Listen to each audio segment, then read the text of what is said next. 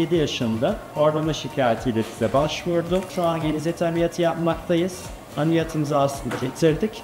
Geniz bölgesine tahtımızı koyduk ve kanama kontrolü için bekliyoruz.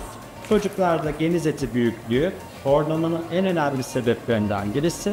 Bu hastamızda olduğu gibi yaklaşık 2-3 yıldır devam eden, ilaçlarda düzelememiş, fayda görülememiş bir sürecin sonunda yaptığımız endoskopik muayeneyle ameliyat kararı verdik.